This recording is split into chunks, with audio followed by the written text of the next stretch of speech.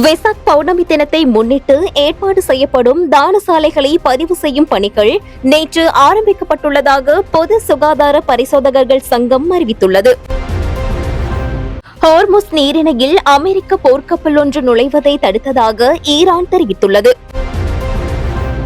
எதிர்வரும் ஜூலை 1ஆம் தேதி முதல் அமலாகும் வகையில் பெறுமதி சேர்க்கப்பட்ட வரி திருத்தம் தொடர்பாக வெளியிடப்பட்ட வர்த்தமானி அறிவித்தல் குறித்த செய்திகள் தொடர்பில் பொருளாதார மேம்பாட்டு பிரதி அமைச்சர் நிஷாந்த ஜாயவீர விளக்கமளித்துள்ளார்.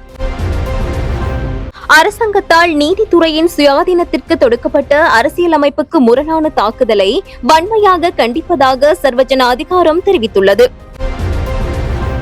இந்த ஆண்டு 12 டெங்கு மரணங்கள் பதிவாகியுள்ளதாகவும் அவர்களில் 12 வயதுக்குட்பட்ட 2 சிறுவர்களும் அடங்குவதாகவும் தேசிய டெங்கு கட்டுப்பாட்டு பிரிவு தெரிவித்துள்ளது.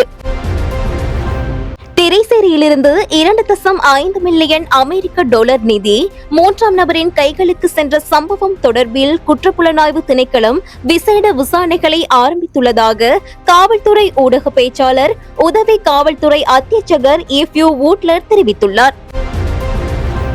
கண்டி கட்டகஸ்தோட்டை குஹாகுட பகுதியில் துப்பாக்கிச் சூட்டு சம்பவம் ஒன்று நேற்று பதிவாகியுள்ளது. இந்த துப்பாக்கிச் சூட்டில் காயமடைந்த நபர் கண்டி தேசிய வைத்தியசாலையில் அனுமதிக்கப்பட்டுள்ளதாக போலீசார் தெரிவித்துள்ளனர். முல்லைத்தீவு கள்ளப்பாடு பகுதியிலிருந்து கடற்றொழிலுக்கு சென்று காணாமல் போன 2 மீனவர்களும் பாதுகாப்பாக நேற்று மீட்கப்பட்டுள்ளனர். முதல் முறையாக இலங்கையில் இருந்து தூதருக்கு இணையான நிலைமையுடைய பிரதிநிதியாக எம் ஃபவுசர் பாலஸ்தீனத்திற்கு நியமிக்கப்பட்டுள்ளார்.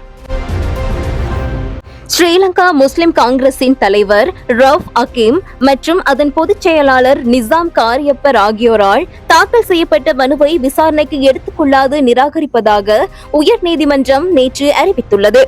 உறுதிப்படுத்தப்பட்ட உண்மை செய்திகளை உடனுக்குடன் தெரிந்து கொள்ள ஆயுள் மீடியாவை ஃபாலோ செய்யுங்கள்.